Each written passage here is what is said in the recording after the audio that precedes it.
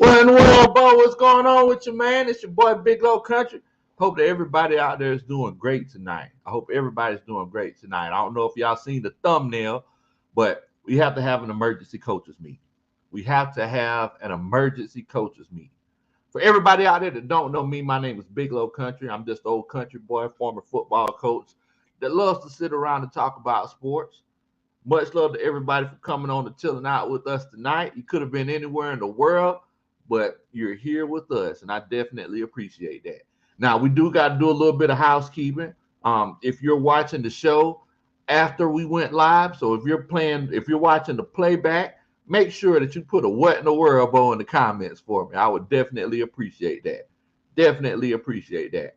Look, we're going to have an interesting conversation tonight. It's going to be filled with nothing but love and nothing but encouragement, like it always is. But the old coach, we got to have this emergency coaches meeting.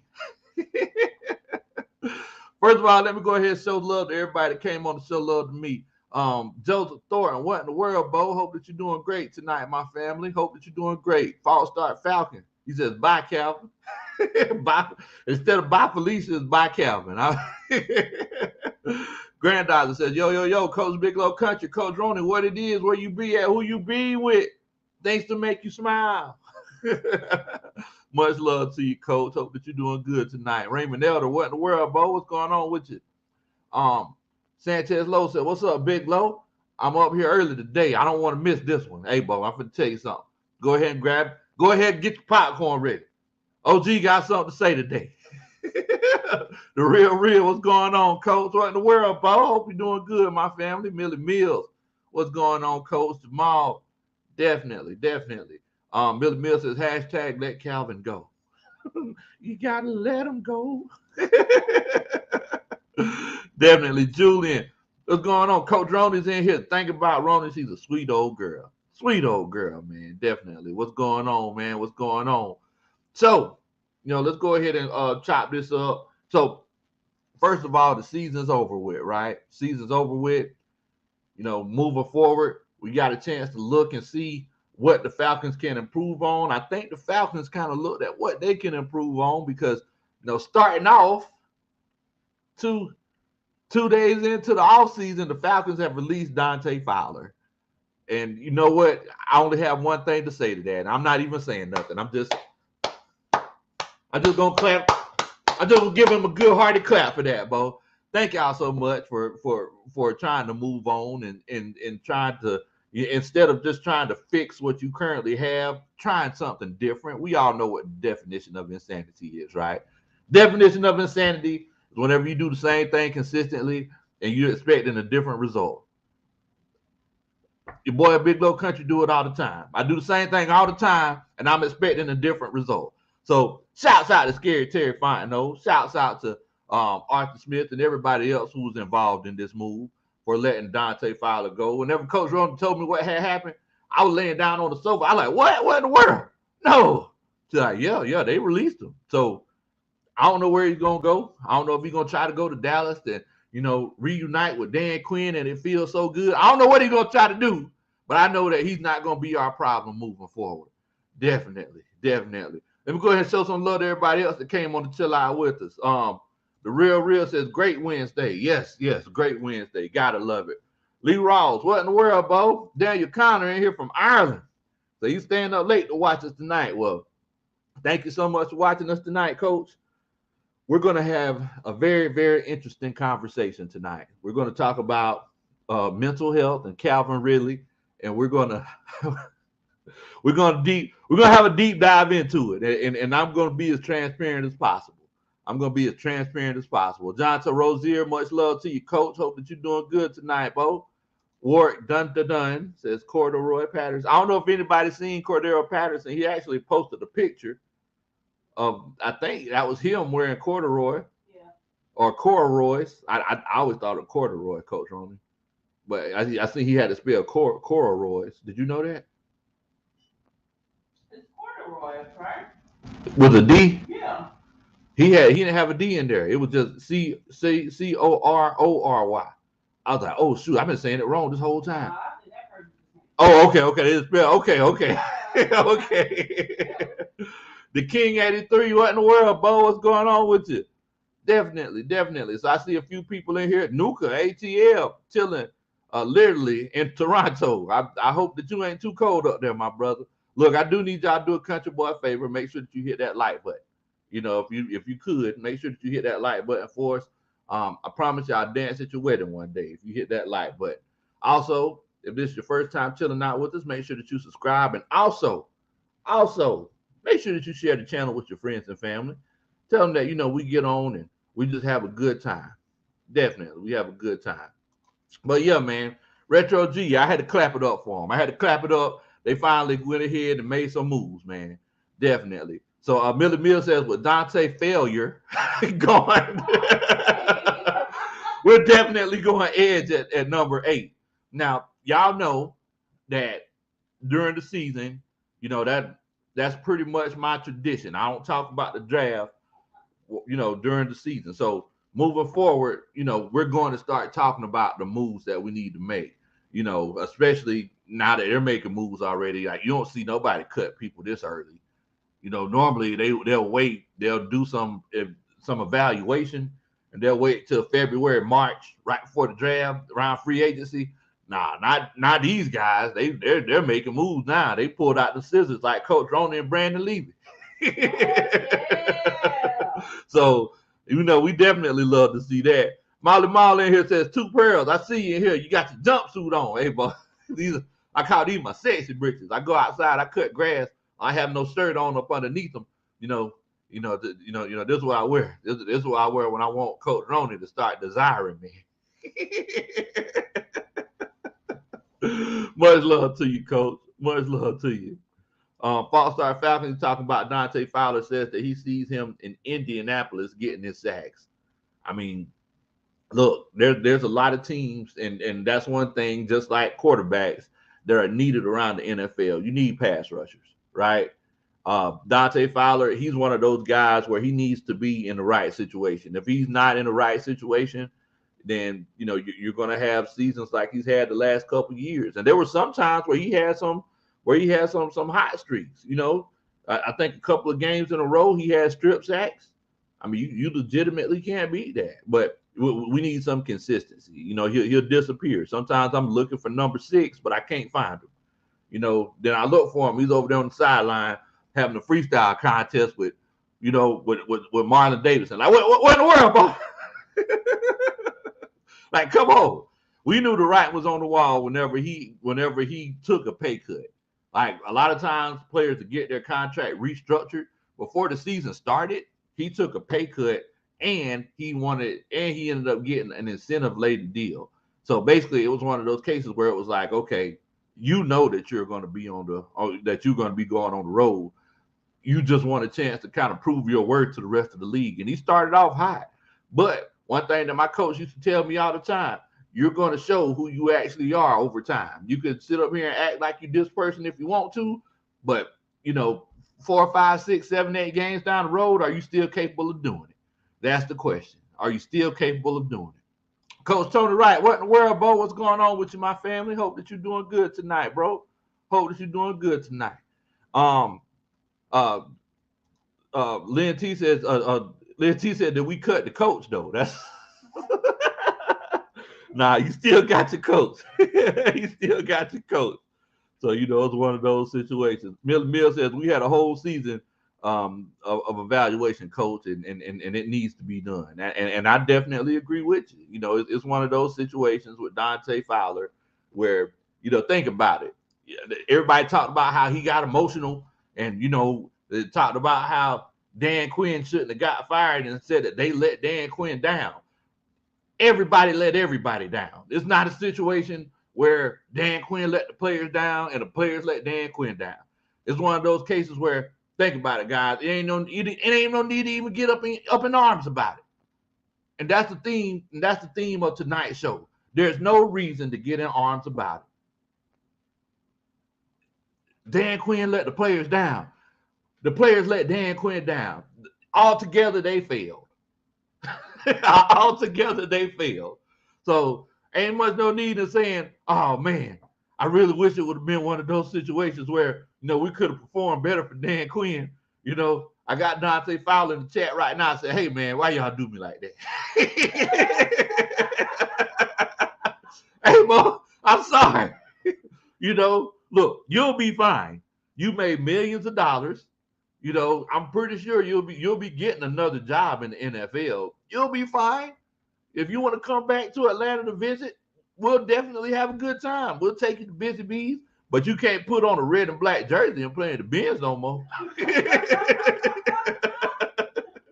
We'll have a good time, you know. Where you want to go to Buckhead or you want to go to Car Park, I don't know. Wherever you want to go shopping at, you can do it. But yeah, it's just not working. It's just not working. Mill says, I'm hoping that Tyler Davis will get cut too. See, y'all pulling out those scissors. So y'all need to calm down. They're gonna coach on it with the scissors right there. She's trying to cut them up. She's trying to cut them up like Fabo. Instead of tatted up, cut them out. Cut them out. Wow. Oh man. But look, man, I'm excited about this, and I don't know if because I had a lot of people hitting me up on Twitter, Instagram, and everywhere else, Facebook, wanting to know what my opinion was about it. I'm excited about this. It might not seem like a big deal to everybody else, but to me, I feel like there's action being taken, which is definitely what you want. If it's a situation where, you know, you've been getting the same thing done over and over again, but nothing has changed, then you need to be more proactive. If they would have been reactive about this situation and, you know, show that they haven't been doing evaluations and then cut Dante Fowler, you know, right before the free agency deadline and then drafted a Dante Fowler 2.0, then I would have had an issue with that. No, they went ahead, took action, owned the situation, and hopefully our pass rush is going to be better next season. We need something that's going to put us in a situation where we can have difference makers on the defensive line because, you know, Taysom Hill is not going to sack himself. What's going on, Terry? What in the world? What's going on, Terry? Oh, that you're doing good, Coach. Man, Falstar Falcon says this is the channel where players show up in the chat to defend themselves. They obviously respect the coaching staff takes. They stay in the chat.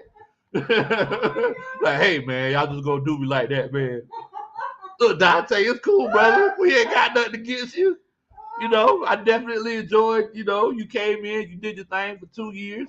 But y'all know the slogan here at Big Low Kuntry Sports. Y'all know what the coaching staff says all the time when it comes to players. Players come and go. Players come and go. It's kind of like I was talking to my homeboy Twisted Torch the other day. I said, look, think about it like this. People get upset because Julio Jones left. Well, it's life. Because guess what? 4 or 5 years from now, you're going to look back and you're going to be like, oh, yeah, you know what? Julio Jones did play for us. He was a good player. Man, he was probably the best that ever did it. But Watson, you know, that big old tall glass of water that Coach Tony Wright kept telling us to draft, you know, he kept moving forward. Like, he's our wide receiver now. You know, think about it like this. People might have said the same thing about Terrence Mathis, the great coach Terrence Mathis. Whenever he left, I know I was thinking that. I was young. I was like, man, who's going to be our wide receiver now? Terrence Mathis done left. What are we going to do? Guess what they did? They drafted some more players. So whenever you go to the game on Sunday, you won't be sitting there watching the game, sitting there thinking now in 2022, like, man, boy, I wish Terrence Mathis was out there. You're not thinking that. You're legitimately thinking, I hope that we win this game, right? So, look, Dante Fowler, you know, we wish the best to you, but players come and go. You know, players come and go. Billy Mill says Julio Jones ain't finna be there next year either. Well, think about it like this right here. Julio Jones, he left to go to the Super Bowl. And guess what? A former Atlanta Falcons wide receiver won the Super Bowl. It just wasn't Julio Jones. It was Brandon Powell. So you just went to the wrong team, bro. Oh man. Ghost Pepper's in here. It says, what in the world, coach? The next time Fowler will get a sack, it'll be at the local Piggly Wiggly. Oh man. Y'all are crazy, boy. Y'all are crazy. Now, and see, the thing is, guys, is that, we could sit around and we could joke and have fun and everything about, players, coming and going and, not performing to the best of their ability, right? We can do that. But I want to talk to y'all about mental health, right? I've been on Twitter, Instagram, everywhere else. I don't go to the barbershop, but just talking with other people, they'll sit up here and they'll different people have different takes about Calvin Ridley, right? Rodney Brown, he said paper or plastic. Different people have different takes about Calvin Ridley. Some people say he needs to, actually address the fans. Some people say leave that man alone. I want to ask y'all something. Over the last few months, I'm pretty sure y'all would agree, we had a good time, right? We've been having a good time on this show. On Big Low Kuntry Sports, we laugh, we'll joke, we'll sing, we'll do football analysis, and we'll learn about life and things like that. We have a good time on the show. A lot of people might not realize this, but I don't know if I told y'all, I recently changed jobs. Now, the reason why I changed jobs is because I hated my job and it was affecting me mentally.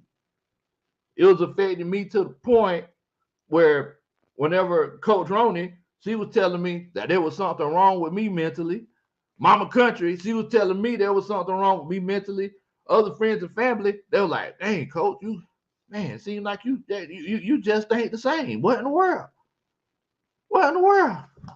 Dan Quinn says he'll take our Fowler. You can have him. But the thing is that, everybody else in the outside world may not have saw it, right? Everybody else may not have saw it, but that was something that I was battling myself. Now, mentally, I'm definitely in a lot better of a situation. Now, I know that, other people, they might come on YouTube or they might be on Twitter, Instagram. They'll tell you, how they're facing their mental demons and how they're trying to get better and things like that. And I definitely hope that everybody gets better. Some people, whenever they're going through things, either one, they don't realize they're going through it, or number two, they just don't tell you.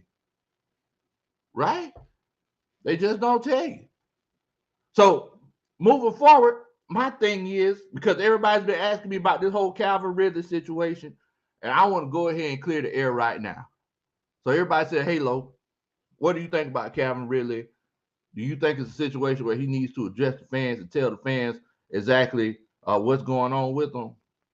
My answer to you is, y'all leave that man alone. Y'all leave that man alone. That man does not have to tell you what in the world he has going on with his life. He legitimately doesn't. If Calvin really doesn't want to be an Atlanta Falcon moving forward, then we can let him go and we can move on. Simple and plain. We sitting over here want justification and want explanations for Calvin Ridley like we in a close relationship with him or something. What in the world?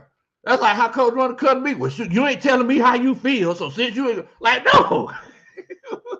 Calvin really doesn't. The only people that Calvin really owes explanations to is his family. His family, I don't know if he has a significant other and his children. That's the only people Calvin really owes an explanation. Arthur Blank has millions of dollars, has billions of dollars. Calvin really ain't got to tell Arthur Blank what he's thinking or what he's going through. Think about it. So for anybody out there who, because I've been telling you something, I done heard some crazy things, and I see some crazy things on Twitter. One person on Twitter, he's an Atlanta Falcons content creator, he said, look, if you're going through something, you need to show the signs like a pregnant person, like a pregnant lady. The same way a pregnant lady shows signs that they're pregnant, having morning sickness and having and their stomach expanding, you need to show them same signs. What in the world? What in the world? Y'all know, first of all, I know I like to have a positive energy and everything like that. But I'm gonna go ahead and tell y'all something. That was one of the worst things I ever heard. I ain't finna say it was one of the dumbest things I ever heard. Mama, daddy country told me not to call people dumb, not to call people stupid. But that's one of the worst things I ever heard. That's one of the worst things I ever heard. How can you say somebody needs to show signs? How can you say somebody needs to show signs that they have mental illness? A lot of times when people have mental problems, they don't even realize it themselves.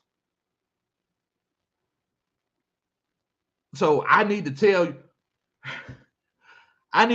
you, if I'm Calvin Ridley, I need to tell you, this person that I've never met before, living in, I don't know,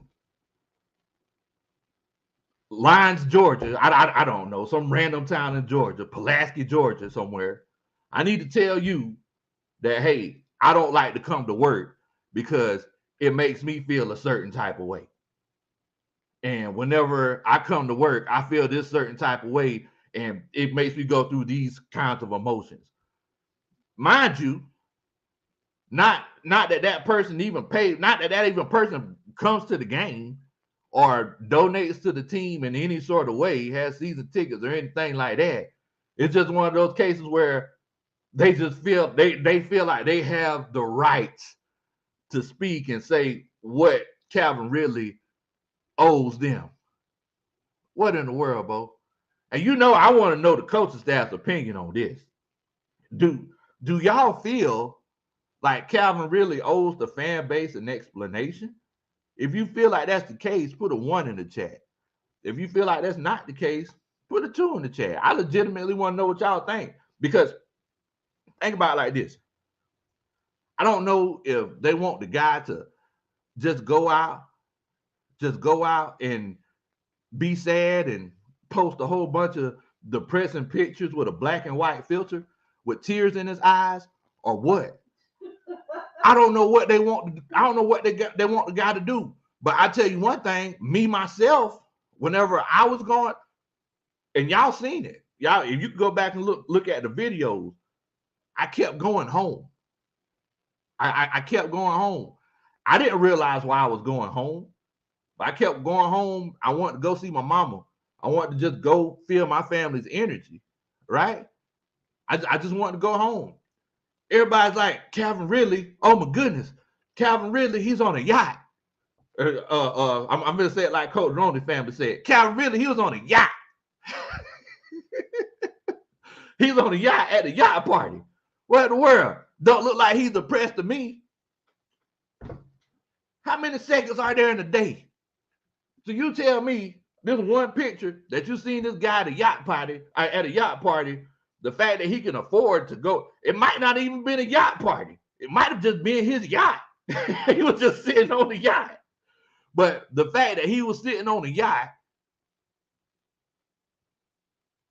like, you expect me to think that shows that he's not depressed or having a mental crisis or anything like that. And at the end of the day, I'm not going to sit up here and argue whether it is a mental crisis or not. You know why? Because it's not my business. If he doesn't want to be here, then let him go. Trade him. Do whatever you want to do with him. I don't care. I only want people to play for the Atlanta Falcons that actually want to play for the Atlanta Falcons. Or, I mean, everybody plays so they want to get paid. I understand that. But I don't want people who don't want to be here. So it's like just sitting here arguing whether or not the guy's depressed. That's not going to do any good. You are wasting your energy. You are wasting those 24 hours, all those minutes and seconds that you have in a day, worried about whether or not this man is depressed and whether or not he's proving it to you. He don't got to prove nothing to you. He don't got to prove nothing to you, Bo. Let me go ahead and see what everybody's votes are. So I said one, if you feel like he owes the fan base an explanation, and two, if you feel like it's one of those cases where you don't owe us nothing. Now, look, y'all know me. If it's one of those cases where you disagree with me, I'm gonna go ahead and put it out there. I'm gonna say two. But if it's one of those cases where you disagree with me, you know, feel free to tell me why you feel like that's the case. Because I ain't gonna chop your head off. Like I ain't finna argue or nothing about that. It's all love. I love hearing everybody else's opinion. Dex and Nuka ATL, they said that Calvin really does not owe anybody an explanation, right? Keenan Moss, he feels like he need to at least say something. Annie Clark, she agrees. He said Calvin really he don't owe nobody nothing. Grandizer, Coach Roney, Sanchez Lowe. Calvin really he doesn't know any. He don't owe anybody anything. Jonathan Rozier said it's a 1 and 2. Said it's a it's a little bit of a mix. Slick, he says 2. He don't owe anybody. Molly Moss says Calvin really owes me an answer if he's coming to the Saints. I hear you, Coach. I hear you. Lowski, he said he agrees. He doesn't feel like Calvin really owes anybody anything. Kenny G, he says, hey, nah, when I call in sick, you better not ask me why. I feel you on that, Coach. Dante Fowler said he just says 3. He said y'all shouldn't have cut me. He said, Dan Quinn's gonna take care of you. Oh man. Granddaughter says they want to see a pic of him in a mental hospital. One flew over the cuckoo's nest. like, come on, man. That man, he don't owe anybody anything. Dan Quinn says 1. He said, that's my boy. Oh, the real said that. He said that he wished Calvin really could have gone about it a little bit differently. And I understand that, and I respect that. And I wish that people did a lot of things a lot of different ways every day, but I understand if they choose not to, that's their prerogative. And at the end of the day, it's my decision to react the way that I want to react to it, right? Lucas says, what goes around will come back around. I hope Calvin knows that. And the thing is, Nuka, is that we don't know what's going around, right? And the thing is that if we don't know what's going around, and we really don't have the right to know what's going around. It's like, think about it. Even if we owned the Falcons, if we were Arthur Blank, to a certain extent, like Calvin really doesn't have to tell us anything, right? Everybody's saying, well, the Falcons, they haven't released any information either. Y'all do realize that HIPAA is a real thing, right? Like, y'all know what HIPAA is, right? That means that an organization can't release any of your medical information to the public or to anybody else. Your medical information is your medical information. So I don't know what Calvin really is dealing with, but the Falcons' hands are tied as far as when it comes to releasing any information about Calvin Ridley. They can't do that. They can't do it. So I mean, that's something that we got to consider. Nate, he says 2. Dan Quinn said 2. That's my boy. Kenny G said, oh, nah, I meant 2. He says that nah, you don't owe anybody an explanation. Falstar Falcon says, I think they placed Rid behind the mental health curtain, I think, before the Washington game, but there's things said and going forward, and it was what it was. And the thing is that we probably ain't never gonna know what it was. You know why? Because we don't have it's a term that we use in the insurance industry. We don't have an insurable interest in this situation. We don't have a fiduciary interest in this situation. Basically, what that means is that if Calvin really plays or not, we're not going to net or gain anything out of that situation. So there's nothing that we could do to get any information out of it. Like, he doesn't owe us anything, and to a certain extent, he doesn't even know old Arthur Smith or Arthur Blank or anybody else anything. Definitely. Andy Clark says people deal with stuff differently. I can't make someone share anything. It's not anybody's business. And I definitely agree with you. Let me tell y'all something. Me and Coach Ronnie first got married. Coach Ronnie came home one day, and for everybody listening to this, Coach Ronnie, that's my wife. Coach Ronnie came home one day. She said, "Hey, I quit my job today." I said, "Wait, hold on. What? Where? You quit your job?" She's like, yeah, I quit my job today. I shut it down. I ain't going back. She's like, well, Coach, I told you that mentally this job is affecting me negatively. I can't do this anymore. I refuse to spend my whole day at a job that's affecting me negatively. I said, okay, I understand that. And we took it and we moved on from it. Right? I had a contract and everything. Yeah, Coach. I don't care. Coach Ronnie. Never talked to them again. Coach Ronnie had a contract in. As a matter of fact, I was a teacher. As a matter of fact, she was teaching. She let the kids hate. I don't like this. I'm done. Coach Ronnie let the kids hang. I like, Coach, what about the kids? She's like, no, I'm done. I can't do it. It was so bad. She ghosted the school so bad that the school came to the house and was questioning. With the police. And they were questioning me like, hey, where's Coach Ronnie? I like. She don't want to talk to y'all. Coach Ronnie don't want to fool with y'all. I don't owe nobody an explanation for nothing. Coach Ronnie, she realized she didn't owe anybody an explanation. Coach Ronnie just dipped, threw them two fingers up. She was gone. I like, well, look, that's your right, Coach. You don't gotta do it. If you don't feel like if that's something that you feel like it affects you negatively, then you don't gotta do it. Kitty G says, Coach Ronnie said, F that contract with a Prince boots. What the word?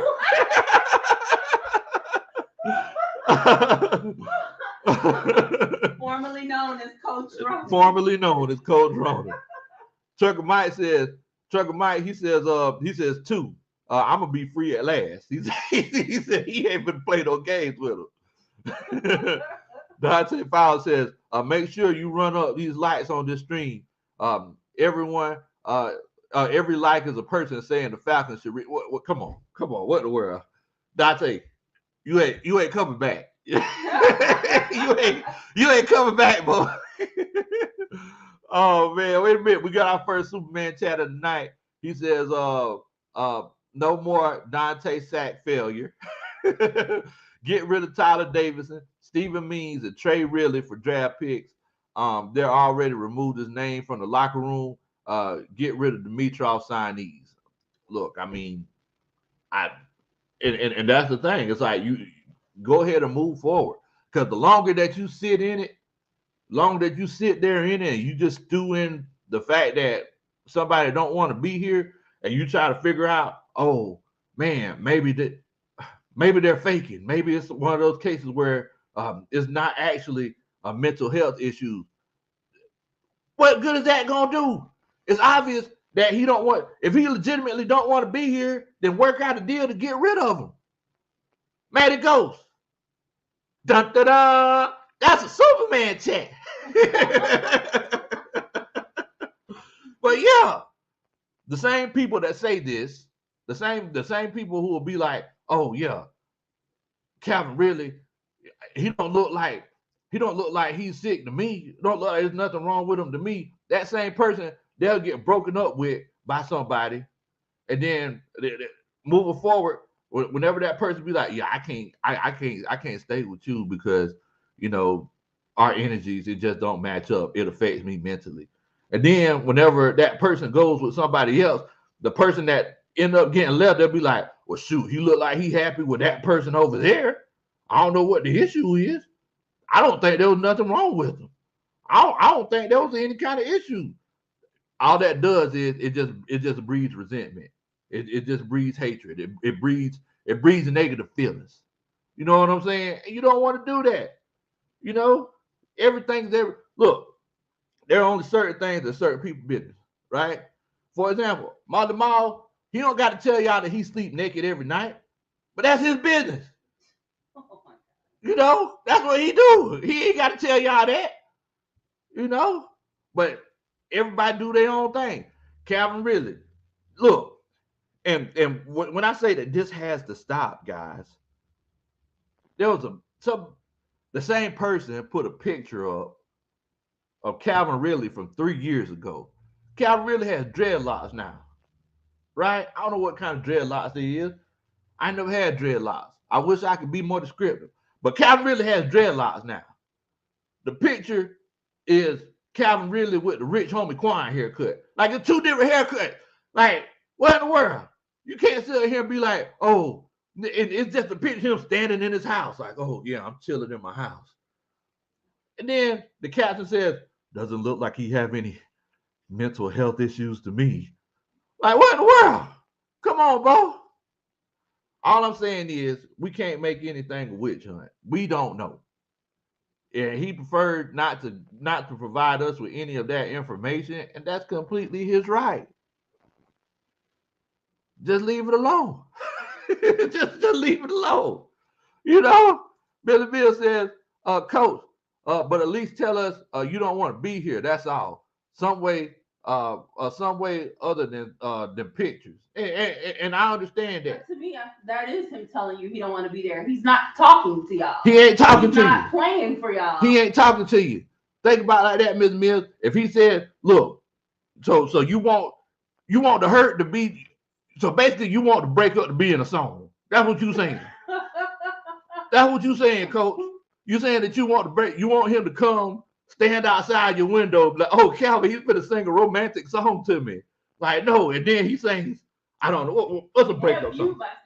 Yeah, like, if you, like, no. I thought you were gonna sing, are we living in a dream world? No, like, no.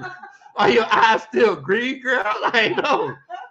So, I mean, look, to a certain extent, Calvin Ridley, he's done told you what he wants. Now, I know Arthur Blank came out and said, well, look, I hope that he plays with the team. I hope that he's in the fold next year and is playing with the team. But look at it, guys. I don't trust Arthur Blank. Coach Roney, I don't trust your guy. He's too loyal. He's been in the mafia too long. I don't trust him. It's like whenever he builds an attachment with somebody, he don't know how to say goodbye. He's just like Chris Brown. It's never a right time to say goodbye. That's who he is. That's why I'm going to start calling him moving forward. It's never a right time to say goodbye. I'm just telling you. You know? So, I mean, come on now. Come on. Nuka says the truth is we should never be surprised by anything human beings do, including my own mama.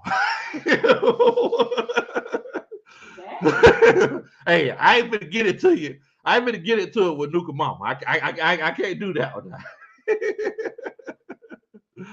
Oh man. Jason Gay said, yeah, Calvin, he had that Ricky Williams haircut. Y'all sit here trying unless it's extensions. I don't know. Like, man, let me put these extensions in. I'm gonna go out and get on the yacht. Oh man. Kenny G says, out of curiosity, I'm kind of interested as to what happened to meet him. Must have been serious mental or not. And ain't no telling. Like, you know, it could be easy. It could be as easy as he don't like Matt Ryan. That could literally be what it is. If you look at the post and try to read in between the lines, it could be that he just don't like Matt Ryan. If you look at Calvin Ridley's body language, whenever Matt Ryan misses him on the pass, he looks very aggravated. He put up a post showing the amount of yards that he had per catch every season. And this season, it was significantly lower. That's two people, or you can even say three people. That's Matt Ryan, Arthur Smith, and Doug Ragone, the offensive coordinator. So you ain't just gonna post that for no reason. You see what I'm saying? So I mean, Bill's like, to a certain extent, he's done told us, hey, I don't want to be with you no more. Whenever you get ghosted, that's somebody saying, that one thing Mama Country taught me. Said, look, if they ain't answering your calls and they ain't calling you back, guess what? They don't want to talk to you. You know, Dwayne P says facts. And I'm not trying to look, I'm not trying to be mean or nasty or anything like that. All I'm saying is that we can't consume ourselves. We can't have ourselves consumed sitting here thinking that Calvin Ridley owes us anything, right? We can't say that. In this situation, Calvin Ridley, he was supposed to play football, and we would pay for the tickets, and then the Atlanta Falcons were third party and would give him the money that we paid them. Right now, moving forward, he's not playing. He hadn't been playing football. So guess what? We're unhappy about that, and it's perfectly fine to be unhappy about the fact that Calvin really hasn't been playing football, and it's perfectly fine to be unhappy that Calvin is presumed that Calvin really doesn't want to play football for the Atlanta Falcons. It's perfectly fine. I don't like it. It makes me upset. Like, oh, so you just don't want to play. You just so you're gonna sit out the London game, but you're gonna come back to play against the Miami Dolphins, which is your hometown, because he's from Fort Lauderdale. You want to play against your hometown team in Miami because you want everybody from home to watch you play, and then you're just gonna sit out the rest of the season. Oh, okay. I see. That made me upset. But with that being said, I'm not going to sit up here and try to speculate whether or not he's going through whatever he's going through. That's not my business, right? I know that the relationship has not paid out. So I just want to move forward, right? I just want to move forward. I could feel comfortable in the fact of knowing that I don't want him back because he could do the same thing next year. Because who's to say that he doesn't have any issues next year and want to sit out 3 games into the season? Who's to say that he wouldn't do that? But I have every right to say I would prefer if this guy wasn't on my team. Dante Fowler, I don't know if you're still in the chat. I'm glad that you're not on my team. See how easy that was? Now, I can sit up here and say, man, I wish Dante Fowler was getting sacks. We can look at the film and see why he's not getting the sacks, But if Dante Fowler, is upset, if he comes to the game upset because, he's having domestic problems with his wife because his wife ain't putting enough sauce on the spaghetti. I don't know.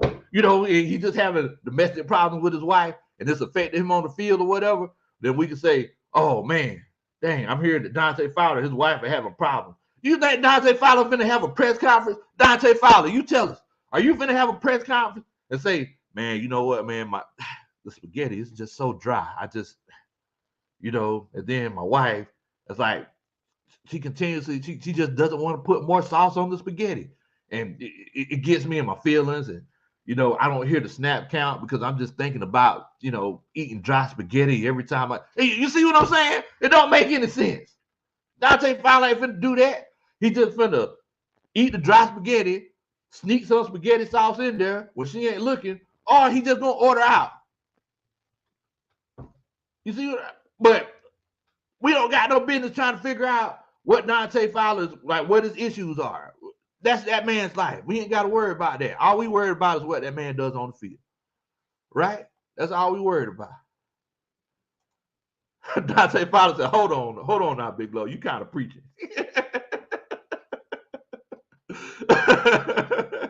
I'm just saying, man. I'm just saying. Dan Quinn says, it's because y'all didn't give Calvin weekly foot massages like I did. Shaking my head. No wonder he wants to leave. Oh, okay. That's getting kind of weird. Oh man. Resign choir member Patterson said, "Preach, Pastor Big Low Kuntry." Oh man, Miller Mill says, "But Low, he was just dropping this and he was moonwalking away from his hits, and I understand that, and I had an issue with that, man. I definitely did, but." Moving forward, as far as what mental issues that he's going through and everything like that ain't none of my business. I know good and well your mamas and grandmamas, aunties, everybody else, whenever you start asking too many questions, because the more questions you ask and the more people answer your questions, this is one thing Coach Roney taught me now. Coach Roney, she taught me a lot of stuff. And I want to say this thing right here to you, Coach Roney. You're physically and mentally capable that I am in almost every situation, except for shoulder exercises. But the thing is that Coach Roney taught me one thing. The more answers that you give people whenever they ask you questions, especially if it's one of those situations where you feel like they really don't need to know this, the more answers that you give people, the more entitled they feel to try to get the answer that they want. Right? So whether or not Calvin really is telling the truth, it don't even matter. If he's lying, of course he don't want y'all to know what the truth is. Think about that. But that's that man's business. His lie is his business. We go to our jobs.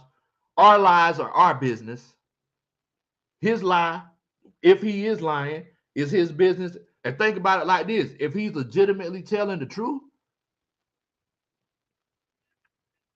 just imagine what that young man is going through. Just imagine what that young man is going through. Because I'm going to tell you, like I said, whenever I was being emotionally challenged and going through all kind of stress from my job, like y'all couldn't tell what was going on, right? Y'all couldn't tell what was going on. I'm feeling good now. I'm feeling light as a feather, feeling great. but look, y'all didn't know what was going on with me. Now, I'm gonna tell you one thing. I was eating. I definitely wasn't missing no meal. But some people, it's a little bit different. Some people need to stop and take a break. Some people need to actually stop and just take a break from the situation because they get overwhelmed. And that's why I say Coach Roney is mentally and physically stronger than I am in a lot of situations because there was a time period with Coach Roney where she was handling everything in the house, everything, and a lot of people wouldn't have been able to hold up under that kind of pressure. So like whenever I say Coach Roney, she handles things differently because whenever she got stressed out with her job, she just said, I'm done. I ain't finna be stressed out about this right here, and I'm just gonna move on to the next one. Now, I'm a little bit different. I try to figure it out while I'm in the situation, right? So it seems like Calvin really may be a little bit more like Coach Roney and say, hey, I need to back out of this. I can't do this. But your boy Big Low Kuntry, if I was in that situation, I probably just would have been playing sad and hopefully nothing bad would have happened. Or hopefully I wouldn't have started feeling any worse. Right? Let's see here. Rashad, he says, as far as Calvin really goes, I hope his mental health is getting better. But for all we know, a trade can be in the works behind the scenes. It's a wait and see approach, but much love to you, Big Low. Oh yeah, definitely, my brother, definitely.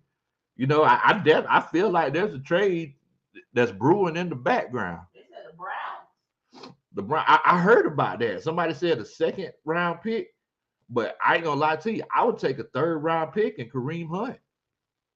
Oh, running back. Yeah, I would take a third round pick and Kareem Hunt every time. So what everybody wants for him.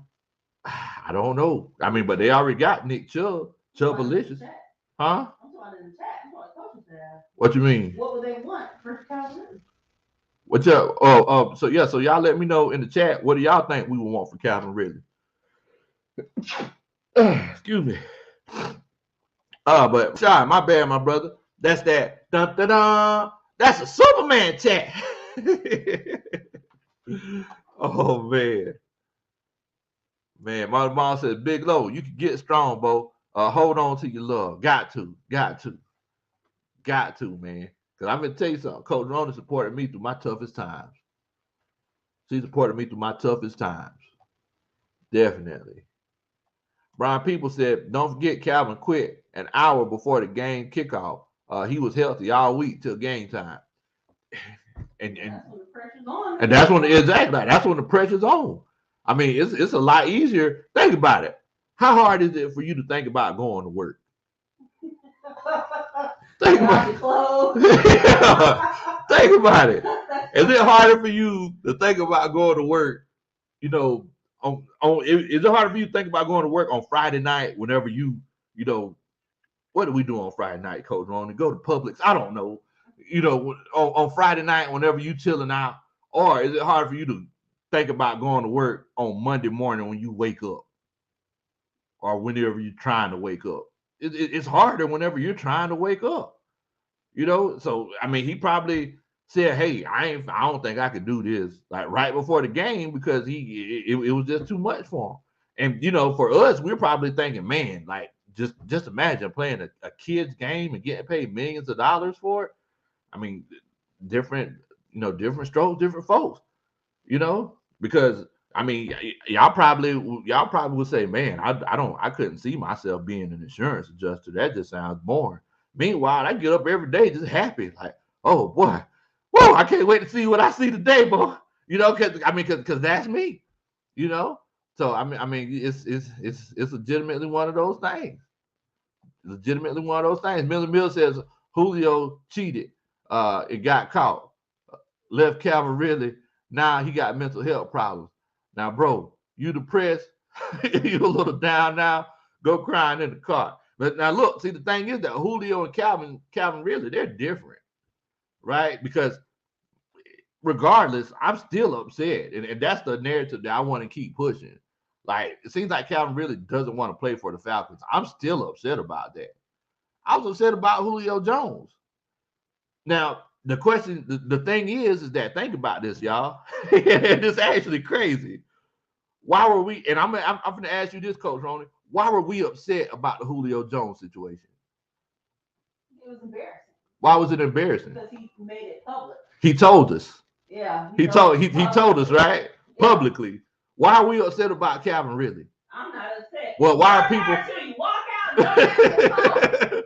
Well, why people are upset about Calvin Ridley because he's not telling us. It's a catch-22. People are upset at Julio Jones for telling them. Like, dang, Julio, why you had to go on First Take? Julio Jones went on the most public platform ever. He didn't do it on Twitter. He didn't leave no signs for misinterpretation. You heard it directly from the horse's mouth. Julio Jones, oh nah, I ain't finna go back there. I want to win. What happened? I know I got on YouTube. Man, I can't believe Julio Jones did this, man. I'm gonna go on Madden, take Julio Jones off my Madden right now. Moving forward, everybody's upset with Calvin Ridley. A lot of people are upset with Calvin Ridley because he's not telling them what's going on. Julio Jones told y'all what's going on. He got ostracized for it. It's a catch-22. What you want me to do? It's either 6 or a half dozen. It's like, it's the same thing. You're gonna be upset with me either way. You see what I'm saying? Maybe Calvin really, if there's something going on, maybe it's one of those situations where he's like, well, shoot, man, everybody, they were Superman mad at Julio Jones. I think I'm just gonna keep this to myself. And it might be causing them stress. I don't know. But once again, it's not my job to find out. Kahil Hunter, he says he think he would take a first-round pick for Calvin. I would love a first-round pick for Calvin, but I mean, the question is, do you think anybody would give it to us? That's the thing, bro. You know, Millie Mills re-signed choir member Patterson. They all said a first-round pick. First-round pick. Foxtrot Falcon said he would take Kareem Hunt in the third-round pick. Now, don't forget now, Kareem Hunt, he did have those behavior issues. Don't forget about that, Coach. Oh, yeah, he beats up women. Yeah, he kicked that girl, didn't he? Oh. Yeah, he kicked that girl. So, you know, you got to remember that too now. No. You know, Jarvis Williams, he said, what's going on, Coach? Hope you're doing good, man. The real said, what in the world, bro? What? Dante Fowler says, when I get MVP and break the sack record, I'm finna be on some Tupac. I ain't mad at you. Okay. All right. No one cares anymore, Dante. In the words of the kiddo, the smart guy, don't hold your breath. Yeah. Don't hold your breath if you think that's going to happen. Jarvis Williams says, give me 2 9 laters, an orange Fanta, and a 3rd round pick for Ridley. Oh, man. Oh, man. Khalil says, Julio Jones is old. Calvin Ridley is old, too. Look, it's old news. I mean, at the end of the day, why deal with somebody who don't want to be here? It ain't gonna do you no good. Definitely. Molly Mom says, Big Low, who's gonna keep Coach Ronnie strong as she's crying for the Falcons though? Talk about those victory tears that we gonna be having. The victory tears against the Saints. Coach Ronnie be crying. Wait that. Oh man. Jason Gay says, really take yourself to Magic City. You won't be depressed anymore. Hey, you gotta think, Calvin really, he's a multimillionaire in Atlanta. I don't think they go to Magic City. I think Magic City. I think they have a magic community at their home. I think they have a magic town at their house. I don't think they go to Magic City. Calvin really is in the chat. Calvin really says, "Hey man, I'm at work. I'm worth at least 3 first-round picks." He said. Oh man. Well, hey. I mean, to each his own, Calvin. That's all I can tell you. Oh man. One man's trash is another man's treasure. One man's trash is another man's treasure. We'll take a first-round pick in that yacht that you was on. That's what we'll take. Oh man, look, I do need y'all to do a country boy favor. Make sure that you hit that like button. Definitely. Make sure that you hit that like button. If this is your first time chilling out with us, make sure that you subscribe and share. Please share the channel with your friends and family. We get together like this all the time and chop it up, man. But yes, if you can, make sure that you hit that like button. Also, so yeah. And I don't know if anybody heard this earlier. So somebody in the Twitter spaces, they said, and like I said, I'm not saying, who said it, but they said that if you're having mental health issues, you're having mental health problems or anything like that, then you should be showing signs like a woman in her pregnancy. You should have morning sickness and your stomach should be growing. You should be showing signs that you're having mental health issues. And like I said, that was one of the craziest things that I've ever heard.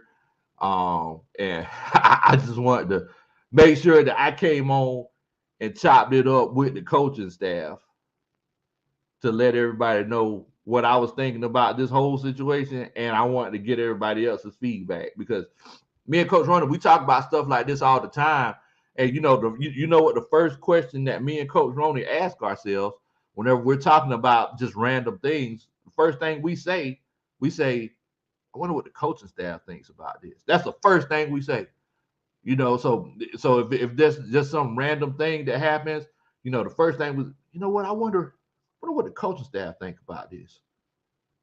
So I definitely had to come on and chop it up with y'all. Marley in here with a $5 Superman chat. He says, da da da, it's a yacht Superman chat. Wait. Super yacht. Da da da, it's a super yacht chat. Appreciate it, Molly Mom. Much love to you, my brother. Much love to you.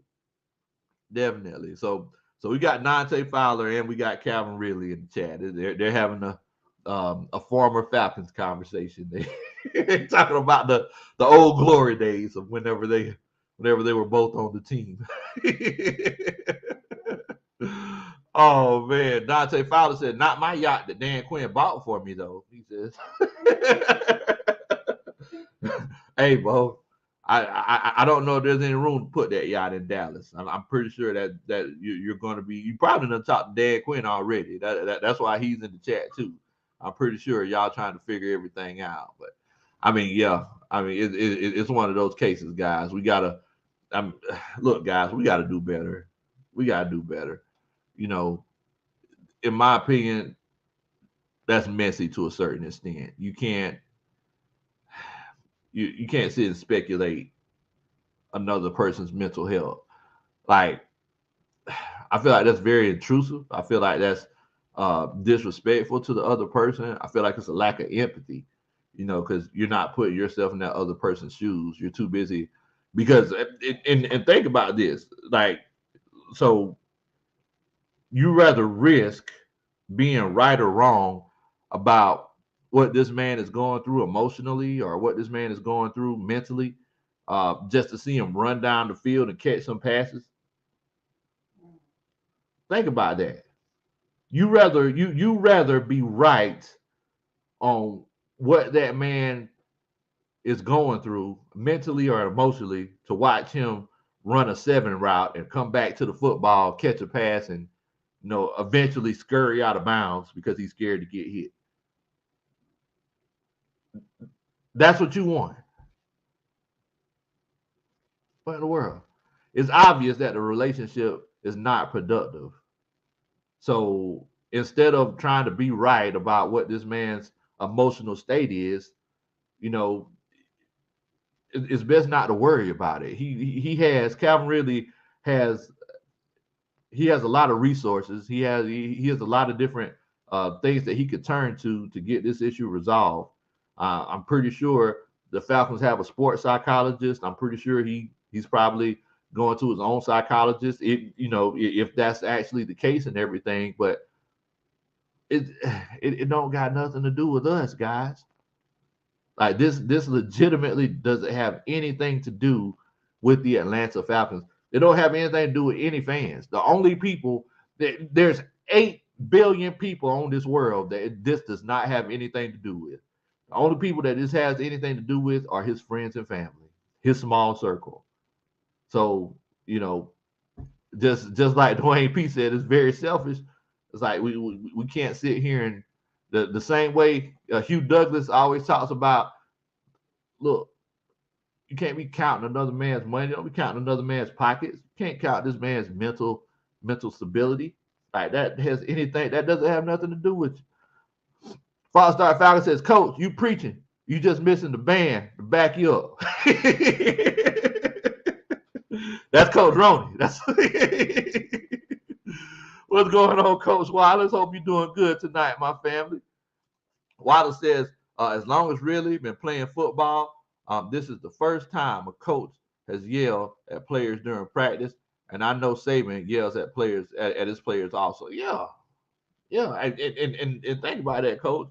It's like I understand, is football is a tough sport. It's not for the faint of heart. People don't realize how violent football is. They don't understand how painful it is. They don't understand the sacrifices that people make to play this sport, to get that glory on Friday nights, to get that glory on Saturdays or Sundays. People don't understand it. It's definitely a tough sport. I came from an era, and this was not that long ago, where you couldn't even ask for water. Coach Roney used to fuss at me all the time. You remember that, Coach Roney? Whenever you would fuss at me because the coach, he said that if players ask for water, not to give it to them or ignore them, because the coach said that would create weakness. You remember that? Yeah. I mean, so it's tough. It's tough. That's the area that I came from. Like things have definitely changed. And mental health is definitely being pushed to the forefront and everything. So I mean, we legitimately have to acknowledge that. Definitely. Hunter Bird casting. He said some of these millennials they don't have that toughness. And I mean, and you're right. Some of them don't. You know, huh? The toughness to do what?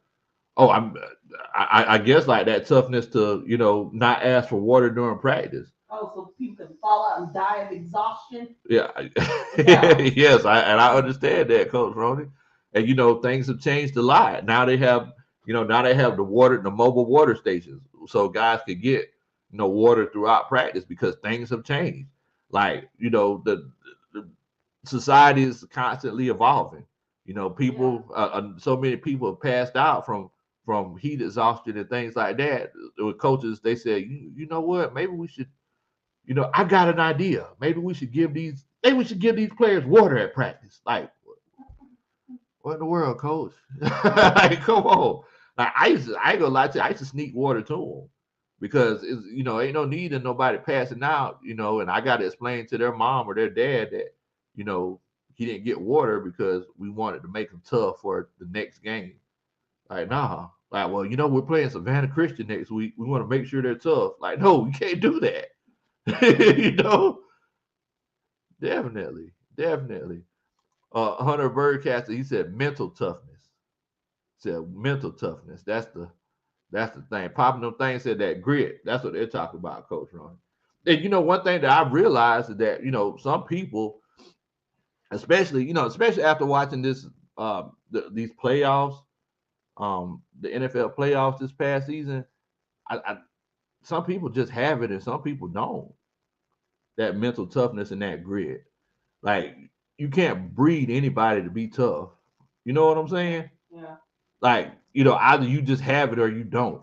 Like, you could change some people's habits, but as far as like, I don't know if you ever watched the episode of Rocco's Modern Life, whenever his childhood bully was coming, and like they did all kind of stuff to toughen him up. Like, that's not real. Ain't nobody just gonna get tough like that all of a sudden. Like, either you tough or you ain't. I coached Pee Wee football, and the first day of practice, I can tell you the kids who's gonna be tough and the kids who ain't. And at the end of the season, the kids who ain't tough, they ain't magically gonna become tough at the end of the season. We just have to learn how to deal with it. Like, nothing's gonna change, and everybody has their own. Everybody has their own limit that they can reach. You know what I'm saying? Mafia, I never got that, coach. He said, man, you be about to die from heat exhaustion. And coach would say, take another lap. And all that is because coach don't want you to get tired during the actual game, because coach wants to make the big money. And so he wants to make sure that you're conditioned as well as you can be conditioned. You would be better conditioned if you were properly hydrated. How about that? Yeah, exactly. If you're properly hydrated. hydrated, all of your muscles would be as conditioned as good as they can get conditioned. Definitely. Matty Ice, aka Too Nice with It, he says, "Who wants to smoke?" I don't know what's going on. I don't know what's going on. This is a smoke-free environment. Oh man. Mill says it's a gladiator sport. If you can't take it, then don't play. So salute number 18, but we got a ship, buddy, because we need heart on this team. Yeah, and he got a yacht.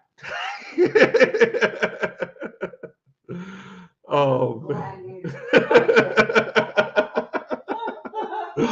Oh man. Gladiators are fighting for their lives. Exactly. These guys are fighting for their next chain. Exactly. You're Exactly. fine. They're all right. They're all right. Molly Miles says, give that man a big old tall glass of water, coach. Oh man. Wallace Smith says, from what I know, is when a coach is yelling at you, he knows that player can do more. I ain't gonna lie to you, coach. There have been times when I've seen coaches yell at players out of frustration, opposed to yelling at them out of trying to get more out of them. Because some you coach based on what you coach based on that player. Because some players you can sit down with them and say, hey, I need this and this and this out of you. If you don't do that, then you're not going to be successful, and that's going to cause the team not to be successful. Some players, it's like, and to be honest with you, most players you approach that way, and there's a select few amount of players that you approach and like you yell at them, you put a foot in their hindquarters. That, like, there's you know but most of the time it's just talking to them, just talking to them and kind of getting their opinion and letting them know where you're fully coming from. Definitely, definitely. Matty Ice, aka Too Nice with it, says that Calvin really, you don't want no smoke. You're afraid to get hit. And maybe that man's making business decisions. I don't know. But it's one of those situations where we have to we have to respect his decisions. If he doesn't want to play for the Falcons, like, you don't have to play for the Falcons, you know. But it's not up to us to decide what he wants to do, right? Definitely, definitely. Rodney Brown says, so if Malik Willis is available in the second round, do we draft him or do we get another defensive end? Man, we looking rough at defensive end, coach. But like I said, there's so many people, there's so many spaces on here on this team that we need to fill. We definitely need to figure out a way to get everything resolved. Definitely. Marvin says, Coach, if Red stays and after a string of bad games, he leaves for mental health, then what? I mean, that's why I say that it's one of those cases where um, this environment is not productive for him and it's not productive for us. So you might want to go ahead and just make that move because it doesn't seem like it doesn't seem like it's working. I'd rather see him go somewhere else and try to be successful than try to stay here and it continues to not work. You know what I'm saying? Definitely. Malik says this is going to turn into another Ben Simmons. Oh Lord have mercy. Oh Lord. Oh Ben, but see, Ben, he got out. I'm just hoping that our guys are a little bit more proactive and making sure that we could kind of move forward because I don't want to be in a situation like Ben Simmons. Tony Wright says I moved on as well. We'll trade Calvin Ridley, give us another second round draft pick. I'm looking forward to that third second rounder. Look, I would definitely love that, coach. If we could get a second round pick, man, that would be great. That would be right on time right there. Right on time. Definitely. Mafia says, who's next on the chopper? Tyler Davidson. Tyler Davidson is definitely on the chocolate block. Why? I mean, he can't stop the run. You know, so he plays defensive tackle. So you know how you always hear to set the edge, Coach Ronan? Yeah, so he's the guy that's gonna, he's gonna make sure that the front end is blocked up. So that A and B gap, he's gonna plug that so they can't be running the ball up the middle on us. So your guys that are actually setting the edge could be in one-on-one situations. Yeah, but the thing is that instead of going forwards, he's always going backwards and getting turned to the side, so you can't tackle nobody. We definitely need somebody that's gonna at least command a double team in the middle. If we can get that, we'll be in high cotton then. Definitely. Let's see here. Joe Thor says Steven Means too. Yeah, he got to go too. There's look. It's gonna be a lot of turnover in Flowery Branch this off season. It's gonna be a lot of turnover. Jason says Mike Davis and his 2 yard per carry needs to go as well. Big Low, show me how Mike Davis run.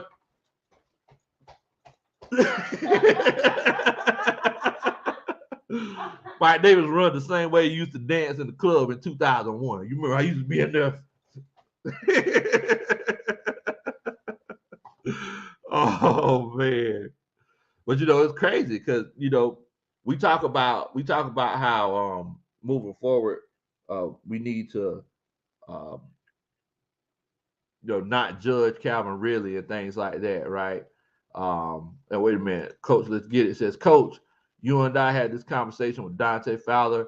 I had this conversation with you about Dante Fowler since last year. He was complete garbage, and Thomas Dimitroff got caught up in the one season. Mind you, he was playing alongside Aaron Donald. Yes, you're completely right, Coach. Thing is that um, a lot of people were saying, well, he's going to be playing beside Grady Jarrett now. Grady Jarrett and Aaron Donald, they're two different guys. They're two different guys, and I think everybody kind of see that now. Definitely. Tony Wright says we will re-sign Cordero Patterson and re-sign Russell Gage, with Patterson being the number one and Gage at the number 3, and drafting that big, tall glass of water, Christian Watson. That's our number 2 receiver. Oh man, Malik says the day Fabian get gone is the day the biggest party at my house happens. Bye bye. Oh man. But look, so it's crazy because, like I said, we talk about mental health and about how sometimes people just have to move on. I don't know if y'all heard about it, but Sean McVay, before the Super Bowl, he was saying, "Hey guys, I think I'm about ready to start a family, and I'm not going to be able to do that mentally and coach this football team. So I'm going to have to reevaluate after this game about what I want to do." I don't know if anybody's seen that or not. So with that being said, I was thinking about this, and me and Coach Ronnie, we was talking about this, and we mentioned it a little bit on the Saturday night pep rally when we were like, well, look at this, guys. I mean, you got a coach in Sean McVay. He just won the Super Bowl, right? So he wants to leave that team, and he's just thinking about taking a break. Like sometimes you have to do that. Some people try to work through it. People who feel like they could fix everything. Some people realize that they can't fix it and understand that they need to take that break. And that's what Sean McVay is talking about doing. Now, I told y'all this, or I mentioned this last time. Don't be surprised if one day Sean McVay is the coach of the Atlanta Falcons. Like, I'm pretty sure Arthur Smith is not going to be here for the next 25 years. Sean McVay, he's 36 years old. If Arthur Smith is here for the next 25 years, Sean McVay will take over for the Atlanta Falcons in his 50s or 60s. But all I'm saying is that I can see it being the case where one day Sean McVay will want to come back home, because every great coach wants to coach in their hometown. Sean McVay want to come back home one of these days and coach the Atlanta Falcons. It's one of those cases where he knows. I think one reason why he wants to leave is it's one of those cases where he knows that the Rams aren't going to be as good. There's a lot of people that's going to be leaving. They have a lot of free agents, and they just don't have the money. Los Angeles Rams sold their soul for the Super Bowl. And I mean, look, if I was in the same situation and we sold our soul and it worked, I would not be knocking it. I would be about it all day. So I'm definitely not knocking that. But look, I'm going to tell you something.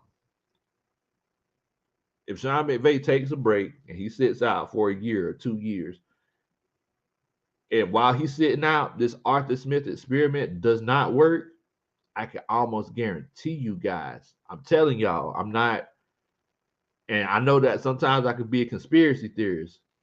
I'm almost telling y'all, Sean McVay will be a coach, the head coach for the Atlanta Falcons one day. I'm telling y'all. I want to know what y'all think. Am I just being outlandish and thinking this, or is there like actual legitimacy to it? If you feel like that is the case, where he could be a coach of the Falcons one day, put a 1 in the chat. If you feel like it's one of those cases where, I'm just out in left field, put a 2 in the chat. I want to know what the coaching staff think about that. I legitimately want to know what y'all think. Because it's one of those things. It's actually a interesting situation. What the Rams got going on out there in what they got going on out there in LA. So if you feel like there's a possibility, like let's say Arthur Smith like sucks it up for the next year or next 2 years, and Sean McVay is on his hiatus. If you feel like Sean McVay would become the head coach of the Falcons, if you think that is the case, put a 1 in the chat. If you feel like that's not the case, put a 2 in the chat. Because like I said, every great coach wants to coach their hometown team. Like that always happens. So let's see here. Ramsey Ward's in here chilling out with us. He says, who that Big Low and Coach Ronnie? Looks like Sean Payton and Sean McVay are going to be hanging out together on Fox Sports. You never know, Coach. You legitimately never know. That could be the case. I know Sean Payton. He finna get paid. Wherever he goes to, or wherever he decides to go to, he's gonna get paid by some TV network. Let's see here. Dwayne P says that he believes it. He says that he can see it happening. Nuka says he believes it as well. Ghost Pepper says Mike Little Tights Cozy Truck Davis. Steven Cheerleader Means and Tyler Disappearing Act Davidson should all be on the chopping block next. In no particular order. Love those nicknames, Coach. Bobby says the question is, will the Saints get over the cap? 75 million under. Mickey Loomis got his work cut out for him. It's going to be cutting grass for a while. Mafia thinks that can happen. You know, he thinks that can happen.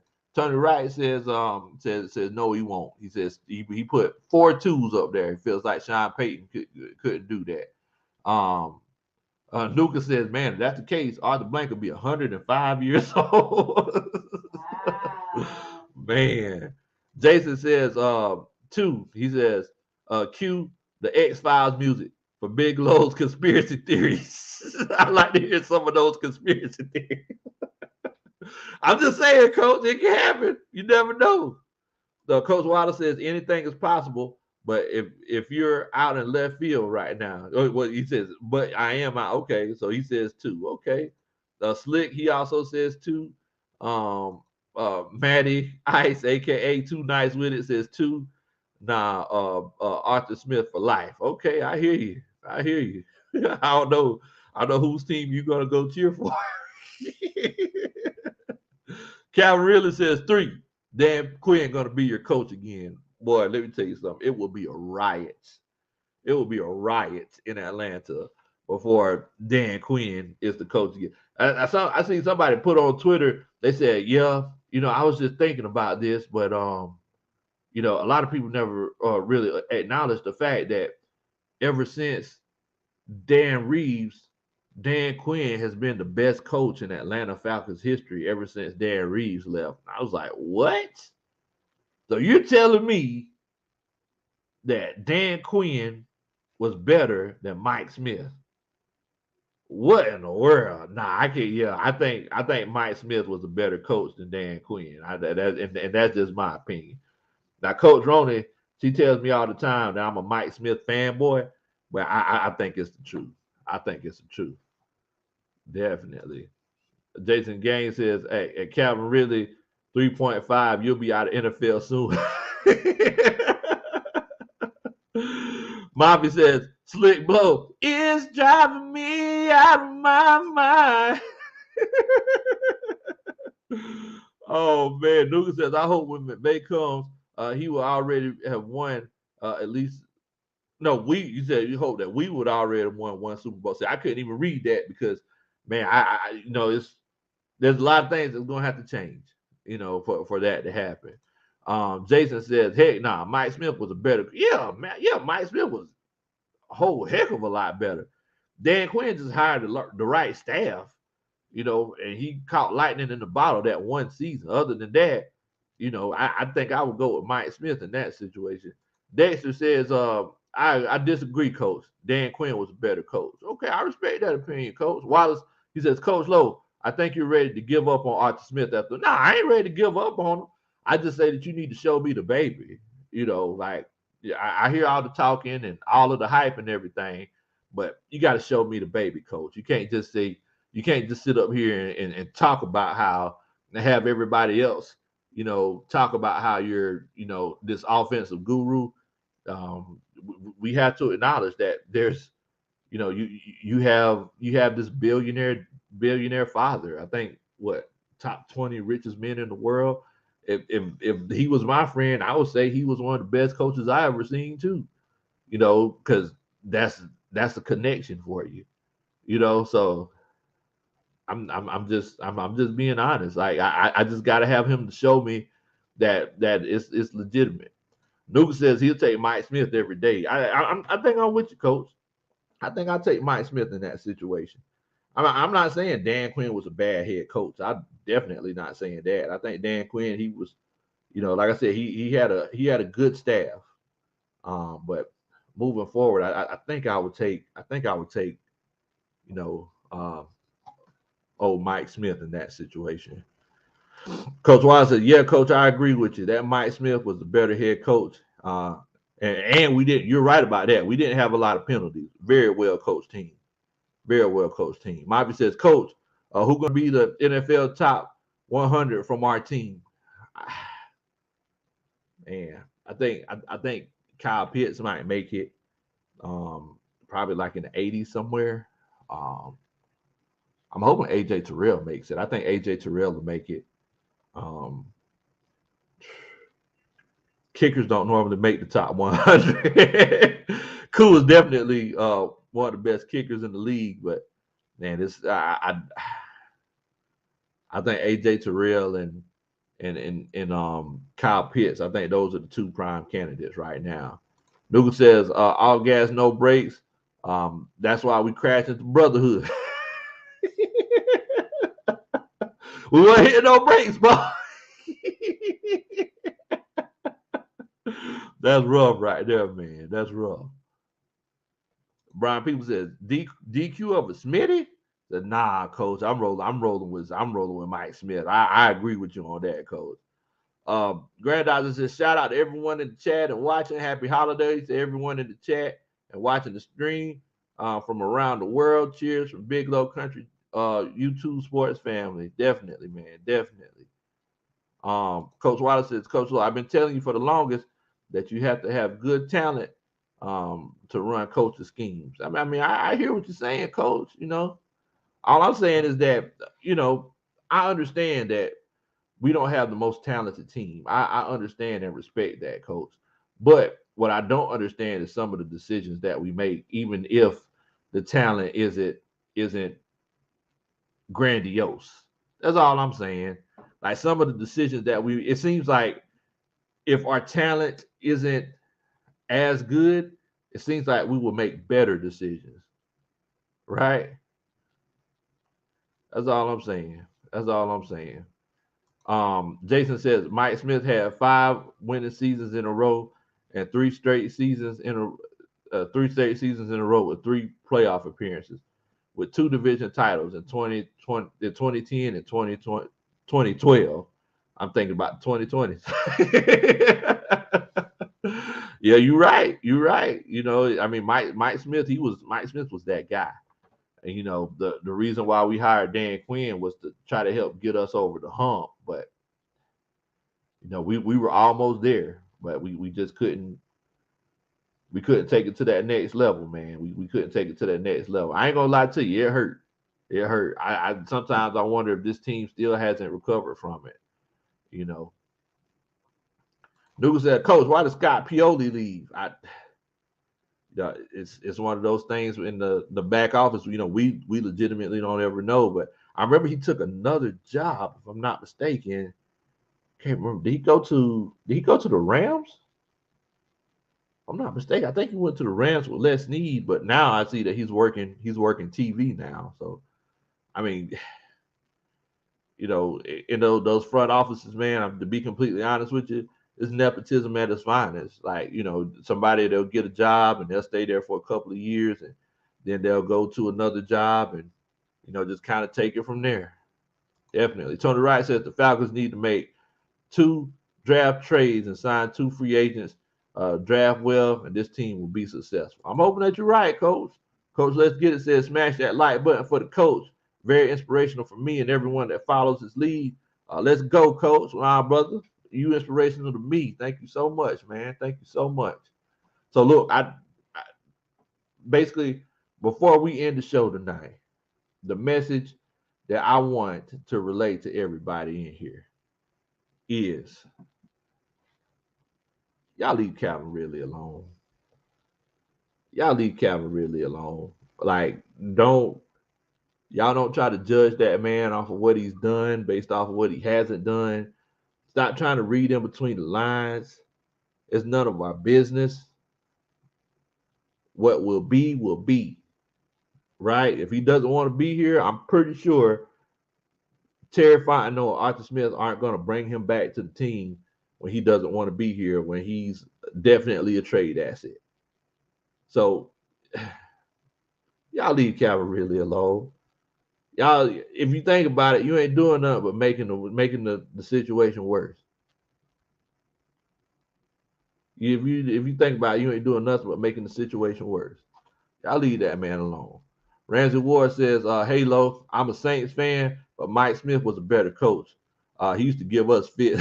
I remember that. I remember that. And Coach Wallace, he said Pioli, he never did take another job. Okay. For some reason, I thought he took another job. Man, guess I'm wrong about that. Yeah, Calvin Ridley said, leave me alone, man. He's Oh man, Tony Wright says, agree. Leave the man alone. As I've stated earlier, uh, I'm way over it, but looking forward to getting that second round pick from him. Yeah, like let's just look at Calvin Ridley as draft capital now. The more that y'all speak negatively about it and bring negative attention and energy to the situation, the more it's one of those cases where you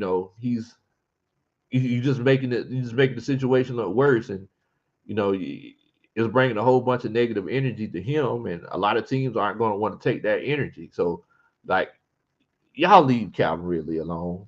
Let's just focus on trying to make the team better, right? The season's over with, so we're going to actually start doing our draft profiles. And somebody asked when you're going to see my first mock draft. It's going to be coming pretty soon. Um, and we're going to be focusing on getting the team better and seeing what other teams are doing in the meantime. And we're just going to have a good time like we always do. I just felt like we needed to have this emergency coaches meeting because it seemed like people are just getting out of pocket, right?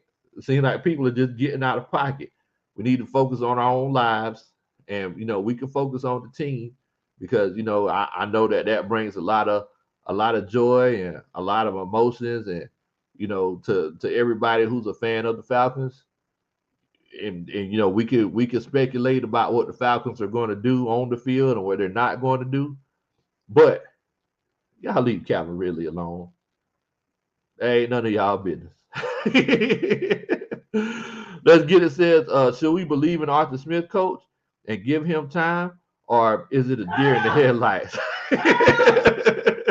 Coach Rhoda says she's ready to move on from him, but I mean, I got to see what he does this season, coach. If we see what he does this season, and he shows some improvement, then I would say keep him, but it has to be some sort of improvement. We can't be sitting in the same situation and going backwards. Ricky Gaines says, I appreciate the services, but we need physicality in the near future. We will be a mirror of the Tennessee Titans. And you know what, coach? I ain't gonna lie to you. Whenever people talk about being a mirror of another team, that actually sends chills up my spine because nobody's ever successful being someone else or trying to be somebody else. You know, let's let's just try to focus on being the most successful version of the Atlanta Falcons that we could be. If we could do that, then you'll be doing good. Let Tennessee be Tennessee. Because think about it. Tennessee, they ain't made it to the Super Bowl. Let Tennessee be Tennessee. We're going to be the Atlanta Falcons. We're going to be the best version of the Atlanta Falcons. That's what we're going to do. Mafia says, Coach, year two, what do you expect from Grady in this defense? Better or same? I'm going to expect better because he has a chance to be in this defense for a while now. Hopefully, he's going to have some better running mates, and hopefully he understands the scheme a little bit better. So I'm definitely hoping that he's going to be better because this was a little bit of a down year for Grady. Nuka says, big respect to you, Coach Lowe and Coach Roney and the whole coaching staff. Love direct from Toronto. Great show. Much love to you, brother. Much love to Toronto. You could have been anywhere in the world tonight, fam, but you're here with us, and I definitely appreciate it. Definitely. What's going on, Tony Holloway? Appreciate you, my brother. Molly Moss says, go ahead and free yourself. Coach Coach Waller says, Coach Lowe, most people said the same thing about Shanahan in his first year, and look what happened in the second year. That's right. I like Shanahan in his first year. Oh, you did? Yeah. Yeah, Coach Ronnie did. She liked Kyle Shanahan because you liked how he was challenging Matt Ryan, right? Yeah. Yeah. So, I mean, That's look, not why I don't like Arthur Smith. why don't you like Arthur Smith? Well, I'm not the one reading, defense and stuff, but I just don't feel like he has a plan. I feel like every move that he's made has been like ill thought out, poorly thought out, and I just don't have confidence in him. I just don't believe it. Yeah, I mean, and maybe it's one of those cases, Coach Ronnie, where maybe he doesn't need to be calling the plays himself, but he wants to be the hot shot guru. Well, that's what I'm saying. Not playing in the preseason, and then in that first game, they just looked so bad. Yeah, they did. And they looked so bad, and so to me, that's like, well, how did he not know that they needed some preseason games? He's the one that's supposed to be thinking this through. I don't trust him. Hey, I understand. Coach Molly Moss said it's a Coach Ronnie hater alert.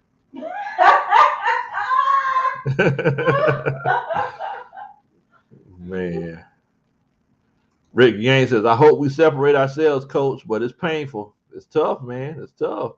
Let's get it. Says, when I got notification that Dante Fowler got released, my reaction was, what took so long? Hey, man, I was surprised that it happened this early.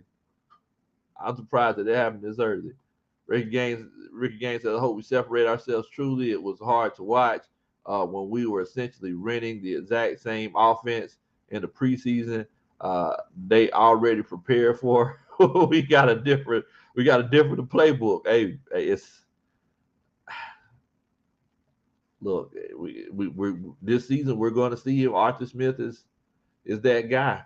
I don't believe in firing coaches after 2 years, but after this past season, a lot of people somebody said Arthur Smith is a coach of the year candidate.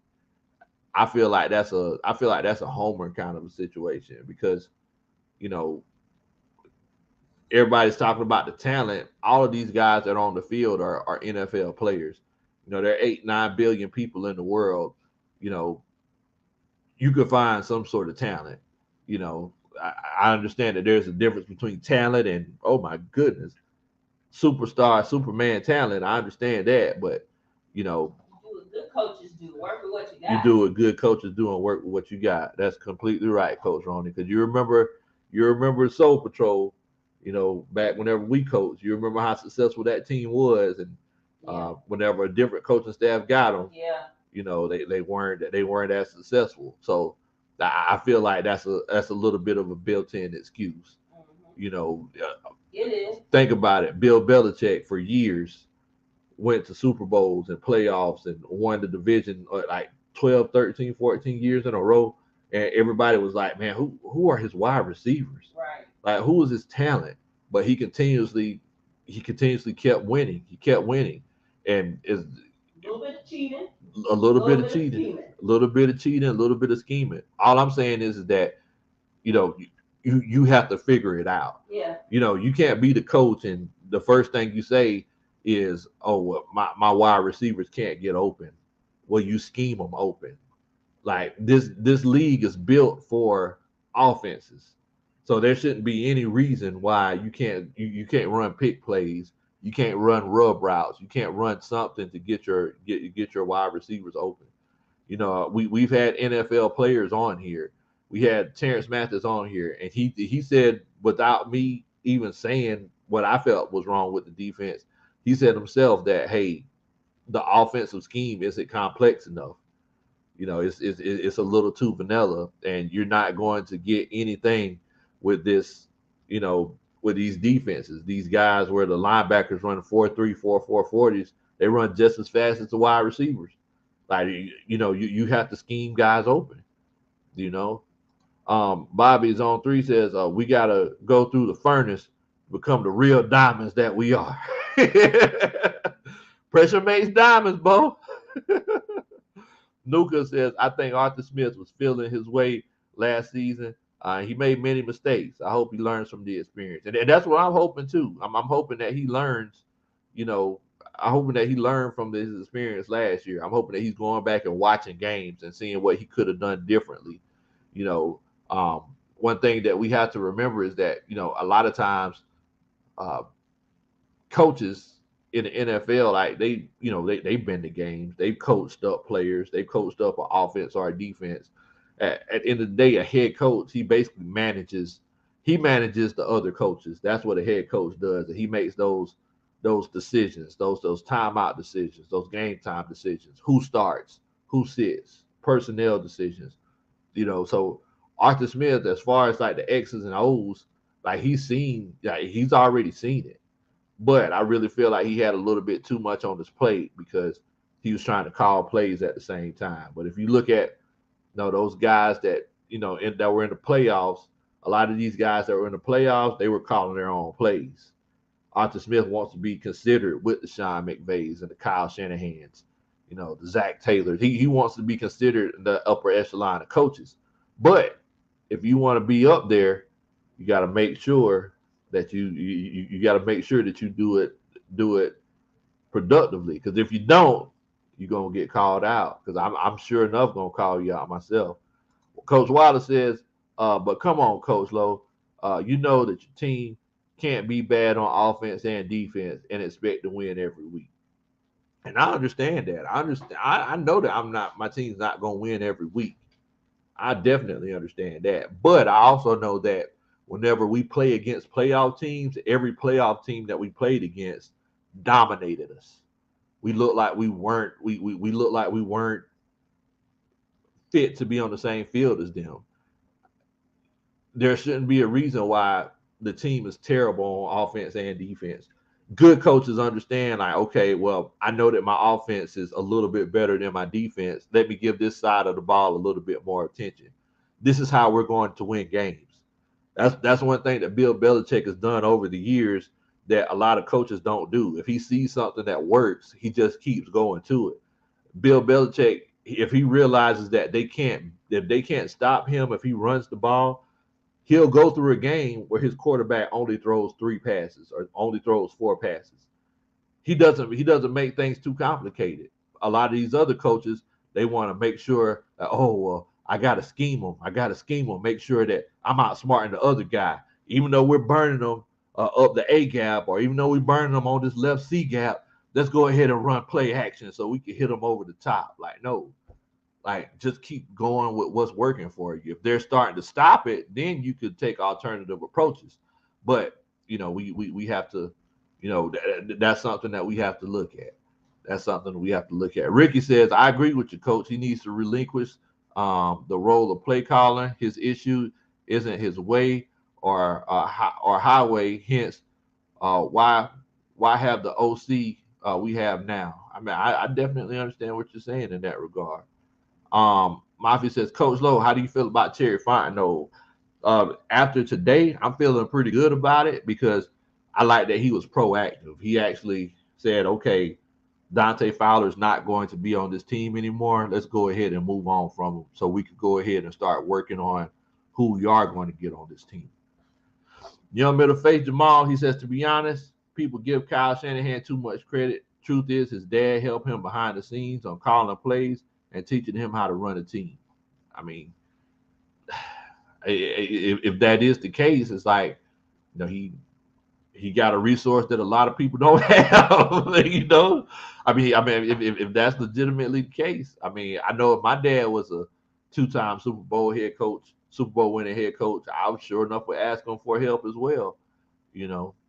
Tony Wright says just 2 years ago we had one of the best 7 offenses in the league, and now look what's happened.